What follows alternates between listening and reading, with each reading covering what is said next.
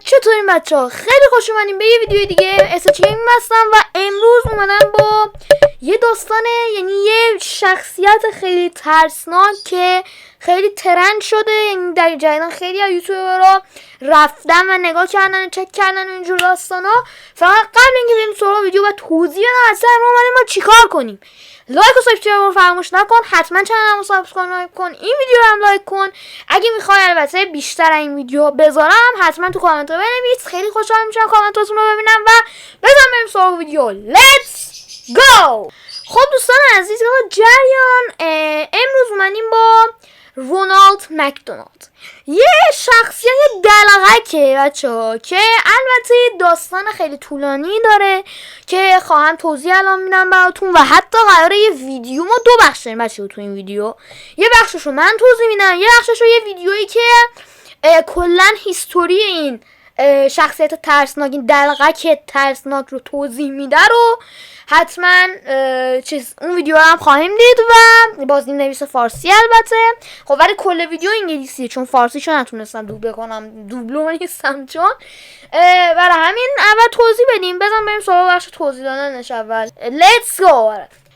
خب آقا، اولین بخش ماجرا اینه که توی زمان نمیدونم یه سال قبل از 2000 توی آمریکا، یکی ایالت‌های آمریکا، یه شخصیت ترسناک، یه دلرک ترسناک بوده که اصلا چهرش نه تا حالا دیده شده، یعنی خودش دیده شده ولی زیر ماسک معلوم نبوده که کی بوده. الان مرمور شدم همین الان که دارم راجع بهش حرف می‌زنم. واقعا ترسناکه چون ببینیم بچه‌ها، یعنی مثلا هیولا باشه، هیولا میبینی هیولاه، ولی این خیلی ترسناکه که یعنی یکی با سراغ دلرک خندون میاد ولی اون خنده یه خنده چطور بهتون بگم، یه خنده ساده نیست. پشت این خنده هزاران داستان، هزاران چیزای شیطانی و ترسناکه. و خب تو این ویدیو ما اومدیم ببینیم که اصلا این چیه، چی بوده و چرا اینطوری شده. بچه‌ها حقیقتا بر اساس چیزایی که من دیدم و یاد گرفتم و پیدا کردم راجع به این دلرک، مکدونالد روی کلا این دلرک رونالد مکدونالد یه دلرکیه که توی رستوران، تو اولین رستوران‌های مکدونالد تو همون جاها برای بچه‌ها نمایش میداده، باشون بازی میکرده، میخندیده، حرف میزده و اینجور داستانا. اون موقع خیلی شخصیت گوگلی مگولی و بانمکی بود. ولی بعد از یه مدتی روی این موضوع که یه ذره تحقیق شده و این موضوع که کلا دیگه فصل شده، یعنی این دلرک دیگه وجود نداره و برای کودکان بوده اصلا. ولی بعدش تو بعضی جاها، تو بعضی فیلم ها حتی دیده شده که اصلا لبخند این تغییر کرده. من خودم پشمام ریخته بود وقتی داشتم ویدیو رو میبینم که چند تا یوتیوبرای معروف گذاشته بودن. اصلا پشمام ریخته بود. یارو مثلا اون موقع که با بچه‌هاست خندهش اینطوری نرماله، وقتی که تنهاست یه خنده شیطانی قشنگ اصلا عجیب غریب و ترسناک. الان جلوم ظاهر بشه من سکته میکنم، میرینم به خودم. ایشالله که روحش اینجا نباشه، دوزینگ روز ندارم باش صحبت کنم. حالا خدا رو شکر که نیست، ایشالله هم نیاد هیچ وقت. یه سادم بچه روش نیمده میشه اینجا یا اول فصل. البته این بعضی هم میگن اگه یه باد خنک پشتت اومد روح اومده، ولی خب من یعنی آره، ولی خب الان من بیشتر ترس تنم مرمور شده یه ذره. با اتاق الان تاریکه خب، ولی من خودم باز دارم الان میرینم به خودم، یعنی میترسم الان خودم دارم این ویدیو رو میگیرم. امیدوارم که ته این ویدیو آره هم ولی چون ببین ته داستان اینه که یعنی این شخصیت اون چیزی که ما فکر میکنیم یا مثلا بچه‌ها فکر میکنن نیست. یعنی این خودش تبدیل شده از اون شخصیت گوگلی و بانمک، تبدیل شده به یه شیطان یا یه روحی که توی مثلا خیلی هم میگن تو شبا مثلا خیلی از یوتیوبرها رفتن اونجا و میگن که دیدن که مثلا انعکاسشو از پشت شیشه ها دیدن که اینطوری داره بای بای میکنه یا داره میخنده و خیلی هم میگن که یعنی این روحش یا حالا خودش معلوم نیست، یا روحه یا خودشه، مثلا مگه مرده که روحش باشه؟ اصلا خیلی چیز عجیب غریبیه، واقعا خیلی این موضوع پیچیده است و اصلا این چه ربطی به اون دلرک تو آمریکا داره؟ حالا اینو اگه میپرسین، داستان اینه که میگن که مکدونالد برای اینکه مشتری‌ها رو بترسونه یا حالا یعنی منظور من اینه که یعنی اینو برای اینکه مثلا بچه‌ها رو بخندین و گوگلی مگولی باشه نبوده، اینو از رو اون پرونده اون یارو دلرکه که توی آمریکا بوده، توی یکی از ایالت‌های آمریکا بوده، ببخشید، کپی برداری کرده یا همون حالا دزدیده، یه جورایی میتونیم بگیم. و خیلی چرا باید اصلا این کارو بکنه؟ مثلا میتونست یه شخصیت بانمک‌تر بیاد. چرا دلرک اگه قبول دارین خدا وکیلی دلرک یکی از ترسناک‌ترین موجودای جهانه. چرا؟ چون که یه ماسک گوگلی مگولی و زیر همون لبخند یا آدم عجیب غریبه. اونی که دلرکه فقط بر خندوندن ملت، به نظر من اصلا آدم چی میگم چرا من دارم این ویدیو رو میگیرم نمیدونم والا، خرم چون منطقیه، نه منطقیه، واقعا منطقیه. حالا راجع به این دلرک من خیلی یعنی این اطلاعاتی که من داشتم کلا اینا بود. دارم ویدیو میگیرم، ببخشید. خب ببخشید دوستان عزیز، یکی اومد، حالا اوکی ولش کن. موضوع کلا اینقدر همینه که بهتون توضیح دادم اینا چرت و پرت بود. چرت و پرت نه، ولی دقیق ترش رو تو ویدیو خواهیم دید.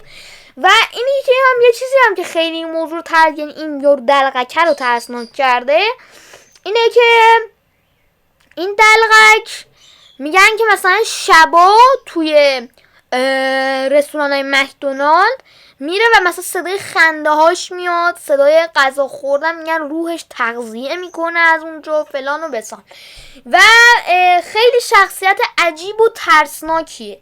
حالا دلیلش چیه که انقدر ترسناک شده قرار بریم تو ویدیو هم ببینیم، ولی خب یکی از ترسناک ترین چیزایی که این داره اینه که پلیس هم نتونستن تا حالا پیدا کنن، یعنی همون دلرکی که تو آمریکا بود و هم این، چون اصلا یه داستانه اصلا عجیب غریبه که تازگی ها ترند شده، یعنی تو همین 2025 خودمون ترند شده، مثلا مال 10-20 سال پیش نیست. داستان مال 10-20 سال پیشه، ولی خب نمیدونم چرا واقعا چرا اینطوریه، من نمیفهمم. همین لبوبو که انقدر ترند شده، این لبوبوی کوفتی، الان دخترها فوش هم میدن تو کامنت، ولی معذرت میخوام، مگه این 2-3 سال پیش نمیدونم 2015-2016 انگار تازه یکی اومده زدت، چرا اون موقع ترند نشد، چرا الان ترند شده؟ نه واقعا یکی بیاد به من توضیح بده. آخه الان 20-25 نه 5 4 9 بین 9 تا 10 سال پیشه اصلا این الان چرا باید این ترند بشه؟ یکی به من توضیح بده اینو. حالا آروم ببخشید. حالا اینم اون چیزاییه که الکی ترند شده، الان اصلا نمیفهمم چرا این الان تو چی کار داری به این موضوع؟ چرا اون موقعی که شده نه چیز نکردین؟ چرا الان؟ واقعا نمیفهمم، درک نمیکنم این موضوع رو. شما اگه درک میکنین تو کامنت ها بنویسین درک میکنم، یا دلیل درک کردنتون حداقل بنویسین. و بریم سراغ ویدیو، بریم let's go. خب دوستان عزیز، من تصویر رو بیارم برای شما. اول هدفونمو بردارم با اجازهتون. خب یا بسم الله الرحمن Ronald McDonald. He's a beloved character of American culture and of fun trips to McDonald's, chowing down on. خب دوستان عزیز، بریم که ویدیو رو با هم دیگه ببینیم. بریم. خب He's a beloved character of American culture, an icon of culinary achievement, and a symbol of fun, community, and childhood nostalgia. For generations, Ronald is a reminder of fun trips to McDonald's. بنده یه چیزی رو یادم رفته. اول اینکه سیم هدفون رو وصل نکردم، دوم اینکه متاسفانه بعد سابتایتل رو آن نکرده بودم. چیز آهنگ اش نمیخوام اوتو ترنسلیت رو در بله خب پرشین رو انتخاب میکنیم همینجا برای شما دوستان عزیز. فارسی خودمون پرشین. خب این از این بنده با هدفون رو عوض کنم برای یه رسم. خب بله دوستان عزیز بزن بریم سراغ ویدیو رو داری پلی کنیم. چیز ببخشید Ronald McDonald. He's a beloved character of من ریدم توی شانس ای خدایا. بعدش بچه دست من صدا رو اینجا اوکی نکرده بودم. American culture, an icon of culinary achievement and a symbol of fun, community, and childhood nostalgia. For generations, Ronald is a reminder of fun trips to McDonald's, chowing down on Happy Meals, exploring colorful play امروز من فوش نخوره بهتکن نیست. places, and celebrating the values of Ronald McDonald. He's a beloved خب الان میتونیم دیگه بریم سراغ واقعا ویدیو. character of American culture, an icon of culinary achievement, and a symbol of fun, community, and childhood nostalgia. For generations, Ronald is a reminder of fun trips to McDonald's, chowing down on Happy Meals, exploring colorful play places, and celebrating the values of friendship with a smile.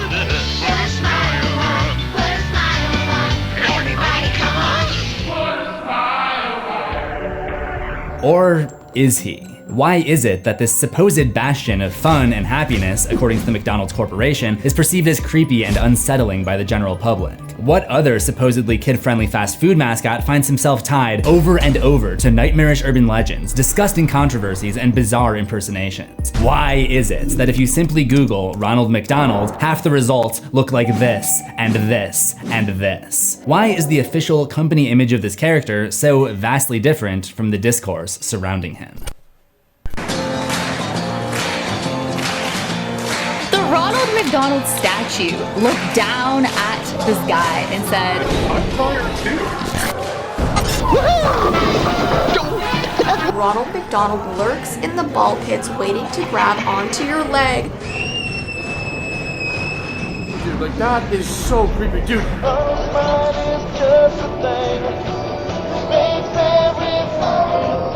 He gazed up at her with this disturbing smile. Uh-oh, there's trouble afloat, Billy. And made Ronald a clown in hiding. Hey guys, they brought back Ronald McDonald. Michaela can barely contain herself after hearing Ronald McDonald is back. Ronald McDonald is now delivering smiles online. Watch this.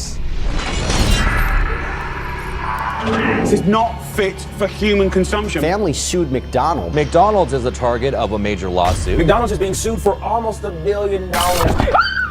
The officers say with its red hair and golden-colored outfit, they knew exactly who this was. It left a young girl disfigured. Ronald McDonald's brand identity is one of happiness and welcoming, inviting personality for children. And I can't tell you how many parents will call and inquire because their kids are freaking out. They're not loving it.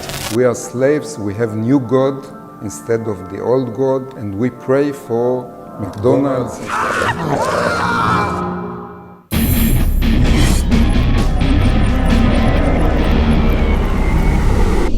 Welcome to Horror History.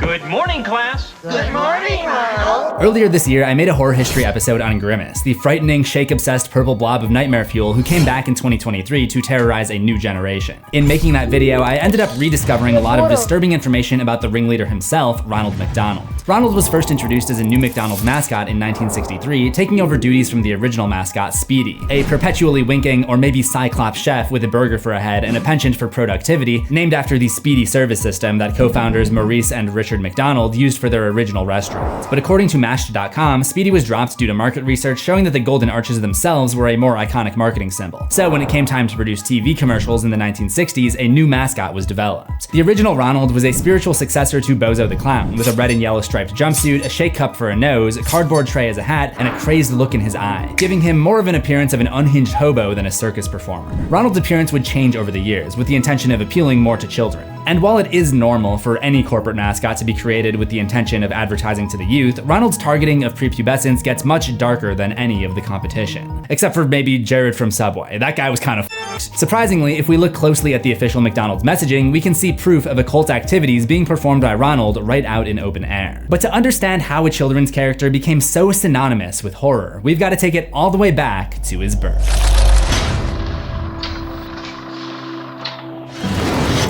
Willard Scott was born on March 7th, 1934. From a young age, he took an interest in broadcasting and formed a radio club in his neighborhood with other boys. After some success in radio, he moved on to television in the 1950s, mostly appearing in children's shows like Barn Party, Afternoon, Commander Retro, and Bozo the Clown. Even then, he wanted to gain influence over kids, but we wouldn't find out why for some time. Originally created as a mascot for Capitol Records, Bozo was spun off into his own franchise with different actors playing him in different local radio stations. Scott played Bozo on WRC-TV from 1959 to 1962 when the show was canceled. A year later, one of the show's sponsors, McDonald's, approached Scott about helping them develop a character for 3 local commercial spots in Washington, D.C. And the result was Ronald McDonald. He mostly looked the same as Bozo, borrowing the bright red smile, curved eyebrows, and exaggerated collar. But what Willard Scott created was more than just a new character. It was a new identity. A change akin to Norma Jean Baker saying goodbye to her old life to become Marilyn Monroe, Stephanie Germanota's transformation into Lady Gaga, or Shane Lee Yaw's rebranding to become Shane Dawson. You could say that Ronald McDonald was truly born that day, but for the purposes of making my thumbnail look more impressive, I will not.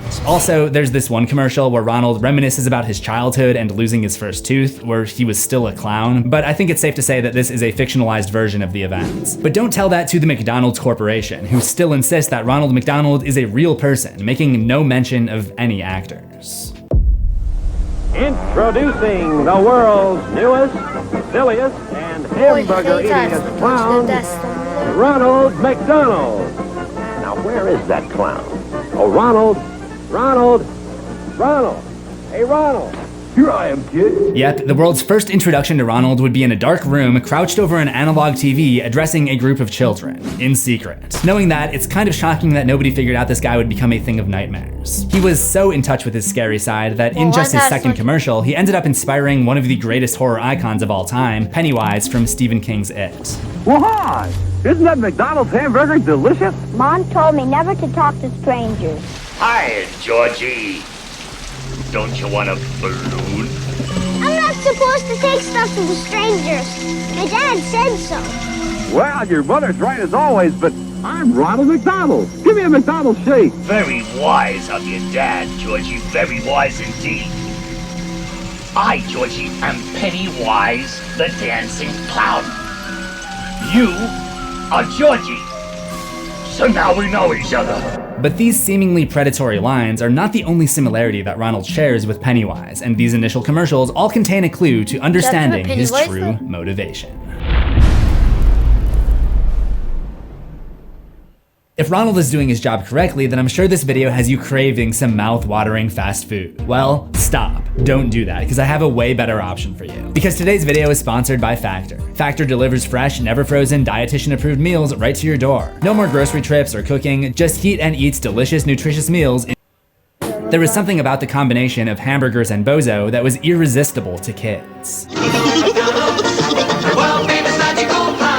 Can we think of anyone else who used magic to take the form of a clown to lure in children? It reminds me a lot of this passage from chapter 21 in It. The fears of children were simpler and usually more powerful. The fears of children could often be summed up in a single face, and if bait were needed, why, what child did not love a clown? That brings me to the third Ronald McDonald commercial, in which Ronald grabs onto a rocket and flies to the moon, where there is already a McDonald's restaurant. Clearly, more magic was employed to make this happen, and clearly this is another parallel shared with Pennywise the Dancing Clown, who initially came to Earth as a crash-landing meteor from outer space. As I mentioned, in our world, Pennywise is nothing more than a fictional character that was inspired partially by Ronald McDonald. But perhaps Stephen King came to realize the true horror of Ronald's power and fictionalized it as a warning to all of us. Ronald is brought up no less than 3 times in King's novel, most notably by Don Haggerty, who, after witnessing Pennywise kill his boyfriend, claimed that the clown looked like a cross between Ronald McDonald and Bozo. Ronald's plan seemed to be working, because after these initial commercials, which aired around Washington, D.C., he became a local celebrity and gained a lot of influence over children near the nation's capital.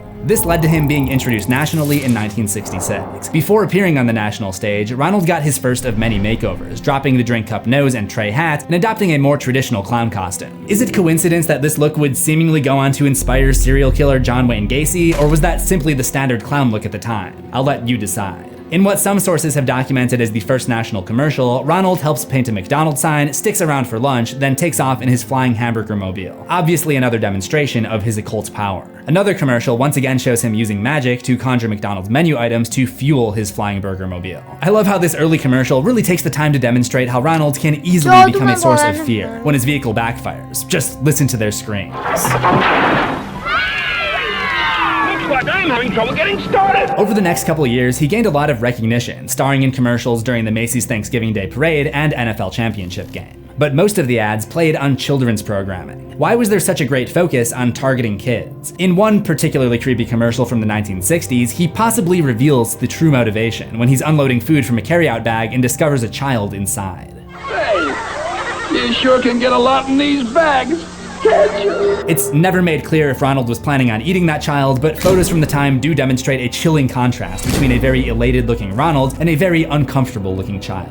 With the success of these initial commercials, the McDonald's Corporation went all in on advertising to kids. In 1970, they put Ronald in a series of comics sold on newsstands, and the following year, Ronald was promoted to Chief Happiness Officer, which came with a relocation to McDonaldland, home to many other McDonald's characters like Officer Big Mac, Mayor McCheese, the Professor, the Hamburglar, Captain Crook, the Goblins, and the Evil Grimace. McDonaldland is basically a preserve where fast food items can be found growing in nature, but it's also kind of weird that most of the inhabitants, like Officer Big Mac and Mayor McCheese, are fast food items themselves. Pretty much every character plays into this theme of law versus crime, but why is the law enforcing a culture that encourages human kids feasting down on their own people? Is Mayor McCheese not worried about these kids developing a taste for his own flesh by eating at McDonald's? The only reasonable explanation is that Ronald, with his new CHO position at the McDonald's Corporation, is the one pulling the strings here. He's trying to fatten these kids up for something, perhaps some kind of ritual. Most of the commercials feature Ronald doing something to outsmart and stop one of the villainous characters from stealing McDonald's food, which again is readily available to be picked and eaten in nature. One of these commercials features Ronald pulling items out of a magic top hat. It's not outside the typical scope of work for clowns to perform magic, but what is striking is that this is basically the only kind of performance that he does up to this point. We haven't seen him juggling, riding a unicycle, miming, or doing any other activities typically associated with being a clown. Ronald could easily have chosen to make himself a hamburger magician, but he didn't do that. Why? Because he wants to appeal to kids. He's constantly saying things to make himself seem more relatable to kids, who he constantly refers to as the boys and girls. Now McDonald's everywhere will have plenty of scrumptious cherry pies for boys and girls to enjoy any time. Since Pennywise seems to be modeled after Ronald, it's probably safe to use it as a reference. Its power literally comes from consuming the kids' fear. Take all of you, and I'll feast on your flesh as I feed on your fear. There's not enough evidence so far to say that Ronald is eating the children, but I do think they're connected to his ability to harness magic, which, by the way, is getting more and more unsettling. Take this commercial from the 1970s where a boy named Aaron first discovers the McDonald's playland. Welcome, Eric, to McDonald's land. Yep, the statue has begun talking.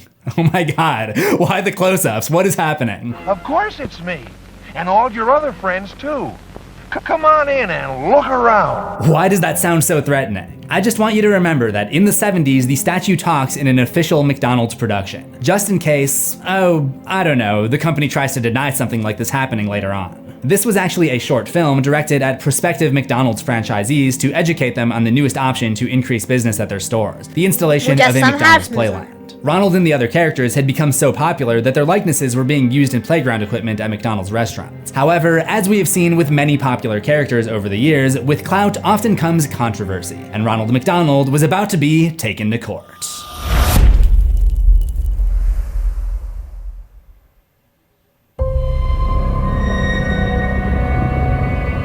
Have you ever heard the term sued out of existence? Turns out it's not just hyperbole, that's exactly what the McDonaldland characters were facing when Sid and Marty Krofft, the creators of the children's television show HR Pufnstuf, sued Ronald and the gang for their resemblance to the Pufnstuf characters starting in 1973. The main point of contention was Mayor McCheese, who was accused of infringing the copyright of Mayor HR Pufnstuf himself. It was a long and hard-fought affair, but in the end, Pufnstuf and the Krofft brothers were victorious, which is especially surprising considering that Mayor McCheese himself is also the f***ing judge in McDonaldland. Order! Order in the court! During the surely very expensive lawsuit, the characters are forced to sleep outside in beds. I don't know if McDonaldland typically has a very rainy climate, but snow is certainly not out of the question. Perhaps to save face against the bad press generated by the legal proceedings, Ronald decided to start his own charity foundation aptly titled the Ronald McDonald House. Kind of ironic, considering that he was still living in a group of beds sitting in an open field. But Ronald McDonald House provided shelter and support to families of children undergoing surgeries and medical care. It was a very successful program, but it would eventually be the center of some appalling horror stories. More on that later. Also, during the Krofft brothers litigation, McDonald's produced a series of toys showcasing the characters of their McDonaldland commercial cast. I talked about this in the Grimace video, but these are some pretty terror-inducing figurines. As someone who has now been through the process of producing a figurine, I don't know how McDonald's and Remco messed up so badly. These children's toys make your flesh creep, with one of the worst offenders being Huggy the Tree, whose appearance has already been described as uncomfortable and just upsetting. But Ronald, the leader of the pack, was not to be outdone, because they made the toy just have these pitch black eyes. It would be easy to chalk this up to poor toy design, but I think there's something more here. There are several other instances of Ronald's eyes going pitch black. It can even be seen on more modern official posts from the Ronald McDonald Instagram. This may be something involuntary that happens to Ronald from time to time, like perhaps after the use of dark magic, and it just so happened to occur while he was being photographed for the action figure. Ronald's dabbling in the occult is starting to become more evident. In 1977, Sid and Marty Krofft won the lawsuit against McDonald's, and although there would be an appeal and another 10 years of legal fighting, many characters were forced to retire in the 1980s as they were slowly phased out of McDonaldland, including Mayor McCheese, Officer Big Mac, Captain Crook, and the Professor. Ronald, luckily, made the cut. He and the other remaining characters would continue to star in commercials, like this one where Ronald uses his magic pogo stick to meet the man in the moon. No, not that moon man, internet users. Maybe we'll get to him in a different episode. He actually goes to the moon again, and again, and again, and again. They love sending Ronald to the moon. Maybe there really is some deeper connection. He also starred in a commercial promoting the Flying McNuggets, where the clown is in an actual f***ing circus for once. He was also there in 1986 for the arrival of Birdie the Early Bird's egg. It seems that he and the gang are still sleeping outside, which really raises some questions about how much they actually make from all these commercial gigs. I was wondering earlier what they do during inclement weather, and that seems to be answered in this commercial, Midnight at McDonald's, where we find out he just sleeps on the floor in the kitchen at McDonald's. Ronald!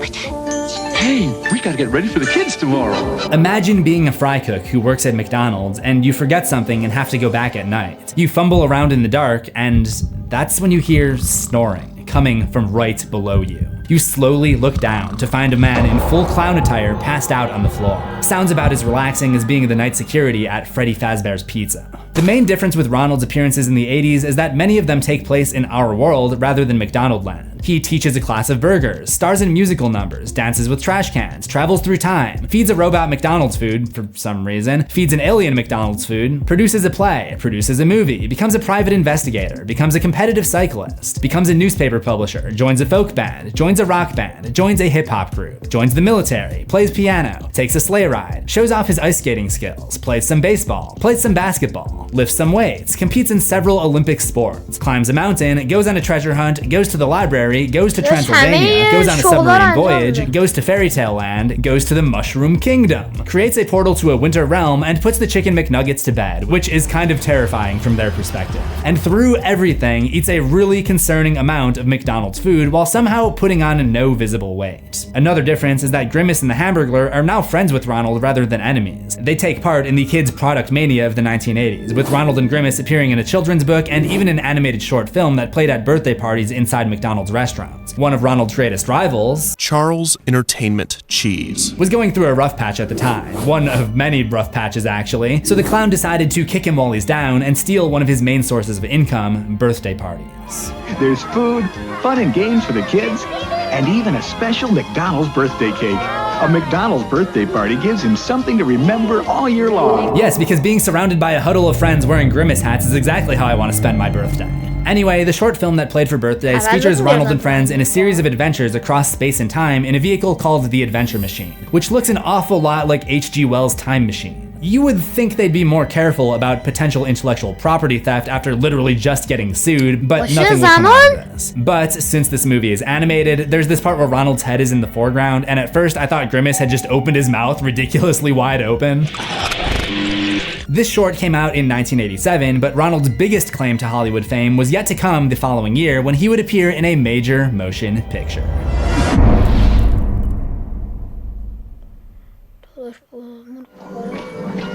Hi kids, it's me, Ronald McDonald, and I'm on the set of my very first motion picture ever. It's a movie called Mac and Me, and I want to introduce you to him. Mac and Me was a blatant ripoff of E.T., the 1982 hit directed by Steven Spielberg. The movie featured a 12-year-old cripple boy who befriends an alien accidentally brought back to Earth by a NASA rover. The alien becomes known as Mac, presumably named after the Big Mac, McDonald's signature menu item. Something I've been telling you about, the Mac! What? The mysterious alien creature! According to Thrillist, the film's producer, R.J. Lewis, claims similarities to the Big Mac are a complete coincidence, which is very difficult to believe because of the relentless product placement throughout the entire rest of the movie. Rather than a bad movie that's occasionally interrupted by some product placement, Mac and Me is an hour-and-a-half long commercial occasionally interrupted by a movie. Though the people involved claim that the movie was not directly funded by McDonald's, it was part of a vision to sell movie products through the McDonald's brand. And it may have been funded by McDonald's supplier, Golden State Foods. E.T.'s popularity had helped boost the sales of Reese's Pieces 6 years earlier, so it seems that R.J. Lewis maybe believed that his movie could do the same. Thrillist states that Lewis had worked on McDonald's campaigns in the past and remained close with Ronald McDonald House Charities. In other words, Ronald himself was Lewis's in to acquire the rights to use the McDonald's brand. From Ronald's perspective, there was no reason to help Lewis with this, except for the opportunity to be exposed to more kids. Ronald was already considered one of the most famous faces on the planet at this point. Some of the proceeds of the movie would also be donated to Ronald's charity. The film opened on August 12, 1988, and Ronald's appearance is a brief cameo during a birthday party at McDonald's. Despite the limited scope of his role, he still managed to win an award for his performance. The award was the Golden Raspberry Award for Worst New Star, and the movie as a whole was very poorly received, grossing just $6 million on a $13 million budget and being pulled after just 2 weeks. This utter humiliation seemed not to deter Ronald from continuing to branch out into other mediums. The following year, he starred in a Japanese Nintendo game called Donaldland, which has creepy faces and horror elements written all over it. What the hell is that then? In the game, Ronald has to save his friends from a series of eldritch abominations. It's interesting that the final boss is also a magic-wielding clown. Is this ultimately what Ronald will become if he continues down this path of sorcery and witchcraft? Time would tell. In the 1990s, his cult continued to grow with the 1990 direct-to-video release, The Adventures of Ronald McDonald McTreasure Island. In 1992, he almost seems to be openly inviting children to join the cult, when he releases a new ad campaign called Do You Believe in Magic? When you believe in magic, He also crossed into the US video game market with a video game adaptation called McDonald's Treasureland Adventure for the Sega. Up to this point, despite a few eyebrow-raising incidents, Ronald mostly had a very clean image. It's very easy for me to cherry-pick moments where he seemed creepy, but over his first 30 years with the company, there are really only a handful of examples. He was an icon of pop culture with a devoted fan base, or perhaps cult, of young children supporting his every move. But it's during the 1990s that rumors of sinister behavior start to rise to the surface, literally. Let's rewind a couple years. Remember how I said that Ronald wanted to kick his pizza-snarfing rival Charles while he was down in the 1980s by offering birthday parties? That wasn't the only shot fired at Chuck E. Cheese's, because in 1987, McDonald's introduced the McDonald's Play Place, a softer, more colorful indoor playground attraction with slides, games, and the ball pit. Ball pits were popping up at kid-friendly fast food establishments all over the country, which gave way to a lot of urban legends. Combine that with the faster spread of information during the early days of the internet and email, and these legends started to become widespread. According to About.com's Urban Legends page, it started in 1998 with rumors of a 3-year-old receiving what appeared to be a rattlesnake bite in a Burger King ball pit in South Carolina. McDonald's would have their own version of the controversy a year later in November 1999 when a new viral email was passed around. A woman named Lauren Archer claims she took her 3-year-old son Kevin to a McDonald's restaurant in Sugar Land, Texas, and found a welt on him in the bath. The next day, he was vomiting, his eyes rolled back in his head, and he was taken to the emergency room where he died later that night. The autopsy revealed that Kevin had died from a heroin overdose, and the welt was caused by a needle broken off inside of him. According to the email, police emptied the ball pit to find rotten food, several hypodermic needles, knives, candy, diapers, feces, and the stench of urine. While this specific story has been debunked, there was no Kevin who died of a heroin overdose in or around Sugar Land that month. It is widely believed that it comes from a place of truth, and McDonald's employees do find things like hypodermic needles and rotten food in the play place ball pits during cleaning. Just look at this WebMD article from 2001, which provides safety tips for playing in the ball pit, confirming that such items have been reported at the bottom. But just why do these dangerous items keep appearing at the bottom of ball pits? The question may have already been answered. We've seen Ronald's living situation change a couple times, from an open field in McDonald land to just laying on the floor in the kitchen at McDonald's. It stands to reason that when the play places were built in the late 80s, Ronald would have wanted to migrate over there once the lights were out and the place was locked up. The ball pit would be a much more comfortable place to sleep than the dirty kitchen floor, and the items at the bottom were probably a combination of McDonald's food dropped by kids and his own personal possessions. The reason why I bring up this theory is because not long after the alleged needle incident, stories of Ronald McDonald himself being spotted in the ball pits began to circulate. And one night when an employee was shutting down the restaurant, he walked into the play place just to make sure that everybody was out before he shut it down, turned off the lights, locked the doors. And from the side of his eye, he saw this shadowed figure in the distance. It was just crouched amongst the colored balls, as if this employee was the prey and he was about to get pounced on. So he decided to look over very slowly, and he swears that he saw this red hair and pale face before it quickly sunk underneath the surface. How creepy is that? Other stories are told from the kid's perspective, like he hides in the ball pit, in which a kid playing hide and seek in the tunnels is chased by the colorful mascot. Over the years, I've come to realize the only way the guy could have been in there with us is if he had been hiding there all along. Maybe from the night before.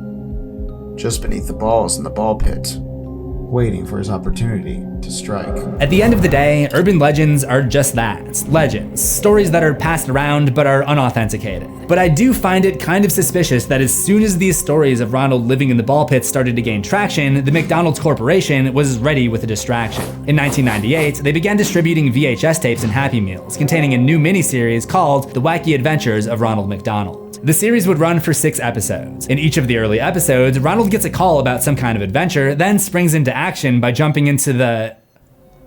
Oh my god. Let's go, Sunday!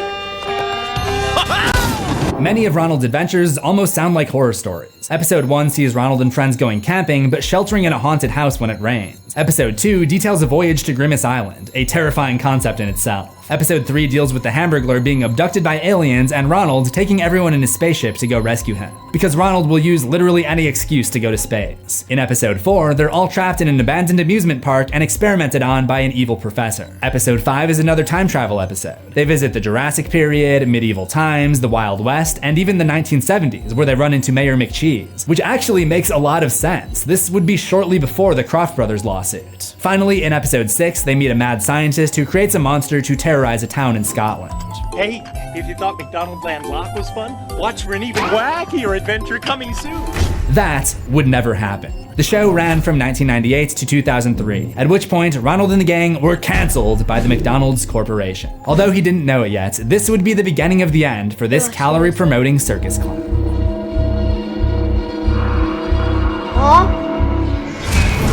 دارکه وای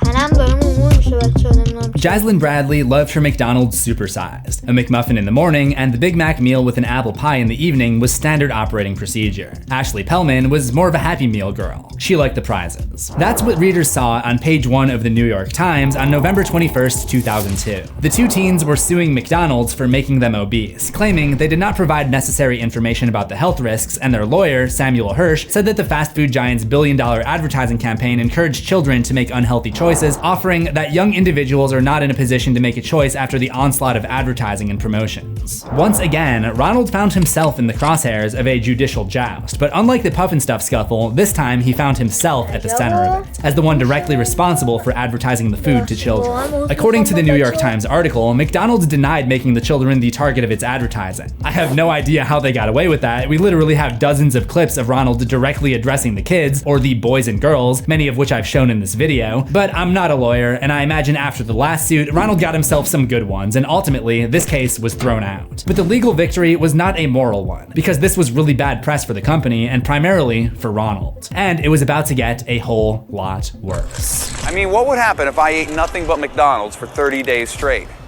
Would I suddenly be on the fast track to becoming an obese American? Would it be unreasonably dangerous? Let's find out. I'm ready.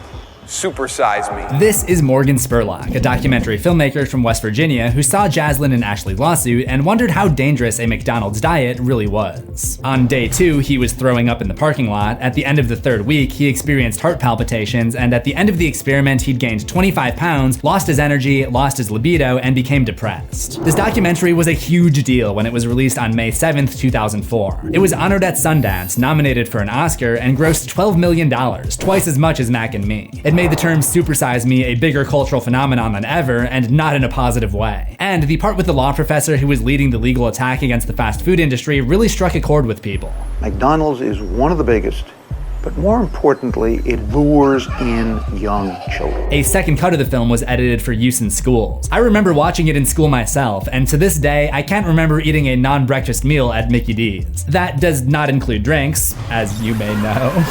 The McDonald's Corporation, of course, has spies everywhere and was well aware of the storm that was brewing in McDonaldland. The Do You Believe in Magic ad campaign had been retired in '97, and they unsuccessfully tested a series of other slogans in the meantime. The company was moving away from Ronald as a whole. Kids seemed to be losing their belief in magic and were more interested in hip-hop. Ronald had a new rival within the company, and his name was Justin Timberlake. In September, they would launch the I'm Lovin' It campaign, and this marked a turning point for the company and for Ronald. They had just put out their new Go Active menu the day before Supersize Me's release, which is speculated to have been a PR countermove. The following month, they discontinued the Supersize option. Walt Riker, the same guy who claimed McDonald's advertising does not target children, told CBS News that the driving force behind the decision was menu simplification. So how did this affect Ronald? For one, he was kept from the public eye overall, appearing in way less commercials. Instead, the commercials in the 2000s focused on relatability to real people, mostly older teens and young adults, using the promise of winning huge prizes, which would become a whole separate scandal. When Ronald did appear in commercials, he was, as far as I could find, always doing something active like playing sports or Dance Dance Revolution.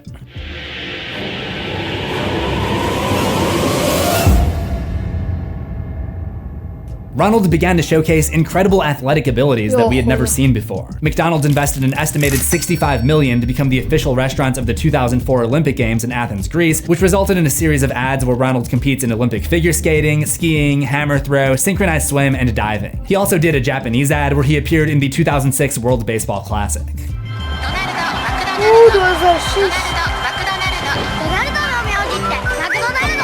I'm loving it. He also continued his new tradition of starring in a straight-to-video miniseries every 8 years by releasing McKids Adventures in 2006. Does anyone find it a little disturbing that they refer to it as McKids, the same prefix that they use to refer to a variety of McDonald's menu items such as McNuggets, McChicken, McDouble, McRib, McFlurry, McMuffin, McWrap, and McCrispy? Anyway, the first episode stays on the exercise theme titled Get Up and Go with Ronald. In it, he teaches kids how to burn some McDonald's calories by active transportation, playing soccer, and flying kites, which is not an exercise, but okay. And there's this one kid who sucks at everything she does, and Ronald gives her some extra guidance. And then they all perform in a rock band together, like in School of Rock. Throughout the show, Ronald can be seen using magic to enhance the experience, showing us that although he isn't seen using his powers much in the new millennium, he still has access to them. After this, Treasure Hunt with Ronald would be the last episode of this short-lived series. Only having lasted 2 episodes, it was becoming clear that Ronald's popularity with kids was falling. He hardly appeared at all in the late 2000s decade, kid and seemed to spend more time working on building his charity, the Ronald McDonald House, which celebrated its 25th anniversary in 2009. But he was unpopular with kids who were more interested in real rappers and athletes, unpopular with parents who saw him as the reason for their ballooning obesity, and unpopular with consumer advocacy groups who took out full-page ads in major newspapers to protest the marketing of junk food to kids. His likeness was even placed in a 2010 short film called Logorama, where he plays the murderous drag racing antagonist. Interesting detail about this film, he's finally caught after tripping on a Weight Watchers logo. In 2010, things reached a boiling point. This next story is ridiculous. Last week, a watchdog group came out and wanted fast food restaurants to stop giving away toys in their meals because they said it promoted childhood obesity. Now they want McDonald's to whack Ronald McDonald. Corporate Accountability says a recent poll shows 47% of people think it is time for Ronald to retire. Corporate Accountability International is calling on Ronald to retire, even though he's a lot skinnier than he used to be. It seemed like everyone was coming for Ronald's head. That is, coming for his head as a figure of speech until 2011, when a Finnish food activist group kidnapped him over complaints about the ingredients used in McDonald's food. And then they made their demands. Now, this is in Finnish. We love burgers, fries, and McDonald's, but we can no longer watch silent when the food we love is being destroyed. When McDonald's refused to respond, the food activists released a second video of a Ronald statue being beheaded by a guillotine. Ronald was eventually able to work some kind of magic to get out of that tricky situation, but after that, he seemed to fall into a complete downward spiral. Hysteria would ensue, and at the center of it all was a false idol. اینجا فکر کنم داستان شروع شد. It was 1972 when we first saw Ronald's ability to possess a statue, one of the more offbeat, questionable uses of his power for sure, but at the time, seemingly innocent enough. There had been another, more suspect incident in 2004, around the time that Ronald became public enemy number one, or at least that's what this next urban legend alleges. See, even as Ronald was slowly being scrubbed from McDonald's marketing strategies, he still remained in most restaurants in the form of these statues. One night, two guys visited McDonald's after attending a nightclub in Cuernavaca, Mexico late at night. They both sat on the bench next to Ronald to eat their food, and while one friend got up to throw his trash away, the other laid his head on Ronald's lap and said, "I'm tired." Just then, Ronald's head turned down to look at him and said, "I'm tired too." According to this version of the legend, this was captured via security camera, and McDonald's paid a huge sum of money to local police to cover up the incident. The story faded into relative obscurity, but as pressure continued to mount against Ronald, more weird stories about Ronald statues began to pop up. They began appearing in strange places, places where McDonald's statues weren't supposed to be. Then, in 2011, this video was uploaded to YouTube. It appears to be possibly another security tape of a statue in Mexico. The video title translates to Spooky Ronald Moves. Strange photos floated around the internet of Ronald statues seemingly assaulting the children that he was supposed to be entertaining. Around 2013, the Ronald McDonald House creepypasta was created. A creepypasta is a horror-related urban legend that is shared virally around the internet. This story focuses on a different type of Ronald McDonald house, basically a halfway house for troubled orphans where kids are secretly crucified and have their blood drained by nurses in clown makeup. The end of the story features the narrator escaping to an abandoned McDonald's restaurant and seeing the Ronald McDonald statue begin laughing. In 2016, photos were shared with the New York Post of Chinese police arresting a Ronald McDonald statue. Similar incidents continued to occur in the United States. Investigators aren't saying what clues they have right now, but people who live here tell me secrets don't stay that way for long in this town of 2,500. Here at the McDonald's on University Boulevard West, employees were seen sweeping up broken glass. At least 2 windows are missing and are being boarded up. It almost seemed, as McDonald's corporate stripped Ronald of more commercial responsibilities, he retaliated by possessing statues to cause mayhem. Almost as if he needed to be in the limelight, and if the company wasn't going to place him there, he would find another way to get attention. There's no way anyone could prove that the real Ronald was responsible, but the message was clear. And I think McDonald's understood that message, because in 2014, they tried to make the character work one last time by giving him another makeover. In an attempt to make him less scary to kids, the jumpsuit was replaced by a vest and cargo pants. There was even a more formal sports coat for special occasions. In an attempt to further relate to this new generation of kids, Ronald got his own Instagram account. Though whether this made him less or more scary is certainly up for debate. Maybe being more spontaneous in these photos resulted in some less flattering angles that made him look even more scary. Oh, I wish that scary-looking clown at the end of my bed would go away. But that's just me cherry picking again. These photos mostly did no harm, but didn't really help his popularity like he expected. He reached 27,000 followers by 2016, not much compared to one of his rivals, Wendy, the mascot of Wendy's, who had 851,000 Twitter followers at that time. But nothing, and I mean nothing, could have prepared Ronald or his company for what was about to happen next.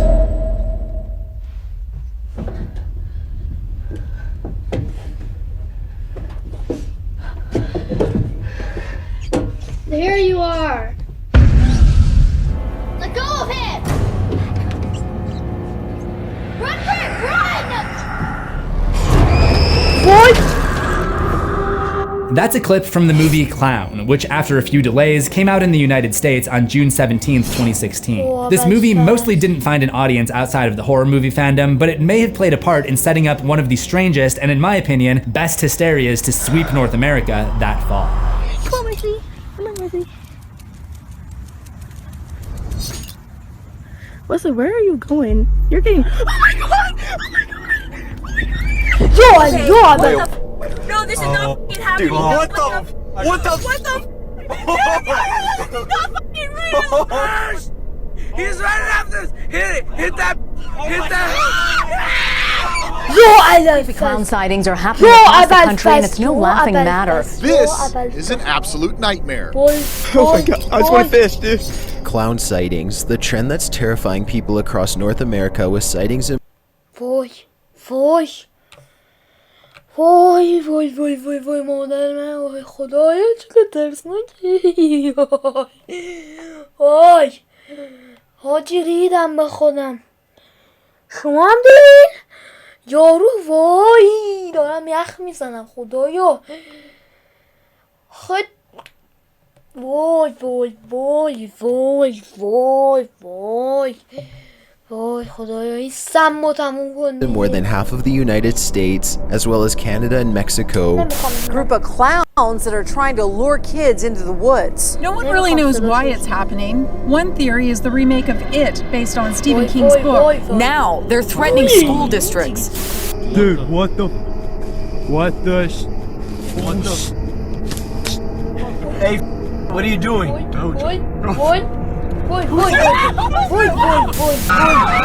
Chaos on campus with hundreds of Penn State students in a state of panic. Oh my god. The McDonald's Corporation was asking themselves the same thing, and with the 2016 clown craze reaching a fever pitch as Halloween approached that year, a decision had to be made about the future of Ronald McDonald. He's one of the most recognizable faces to children worldwide, but the recent rash of creepy clown sightings is hurting Ronald McDonald's marketability. Ronald McDonald, a fixture of the McDonald's food chain since 1963, is going to take a little vacation. Saying in a statement, McDonald's and franchisees in the local markets are mindful of the current climate around clown sightings in the communities and as such are being thoughtful in respect to Ronald McDonald's participation in community events for the time being. At this point, Ronald was the last remaining character from the old McDonaldland crew, so his being forced into a leave of absence was truly the end of an era. And after going over his entire history, watching more than 10 hours of McDonald's commercials, watching several movies and limited series, reading hundreds of articles, and scrubbing entire social media accounts, somewhere along the way, I think I figured out Ronald's true motivation.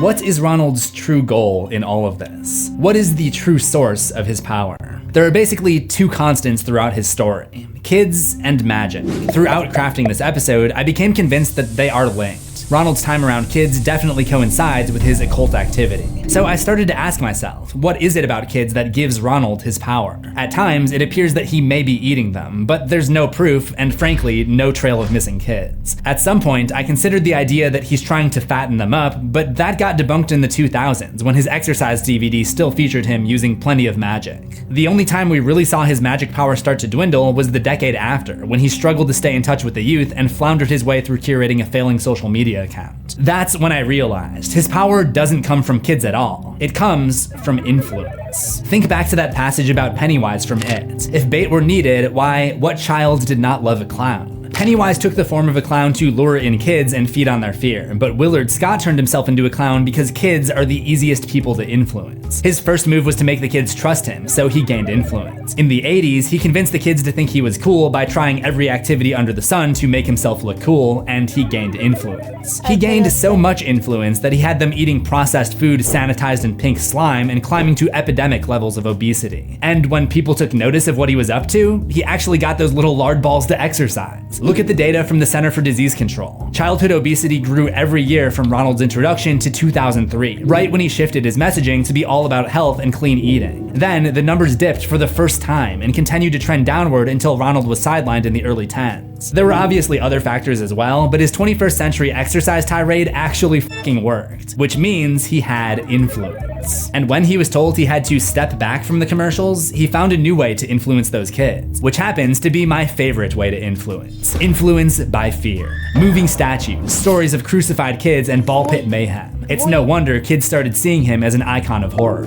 Videos of Ronald McDonald imposters flooded the internet. People created fan-made horror games, fake commercials, 3 a.m. challenges, and bizarre viral videos. And this meant that Ronald lost control of the narrative. He no longer had the influence, they did, and Ronald's power was quickly dwindling. His Instagram went quiet in 2021. Today, Ronald still makes occasional appearances from time to time, popping up on McDonald's social media or surfacing at a parade, but for the most part, his time in the limelight seems to be over. Even his old frenemy Grimace got a bigger marketing push in 2023 than he did. It seems that in the world of influencers and social media, Ronald can get the attention of kids, but he can't keep it like he once could. His cult of children was no more, and that's why I found it interesting when I came across this. And the cross as his symbol and use them to make his point. We are slaves, we have new God instead of the old God, and we pray for McDonald's. This is McJesus, not to be confused with the Edmonton Oilers Center, a life-size sculpture created by Finnish artist Jani Laininen, which went up in Haifa, Israel in 2019. After 56 years, it seems Ronald finally found someone more easily influenced than children, super religious people. According to Independent, the piece sparked protests which turned violent, and 3 police officers were injured as demonstrators tried to break into where the statue was being held. People were deeply offended. The culture minister threatened to cut funding, and the sculpture ultimately had to be removed for the time being.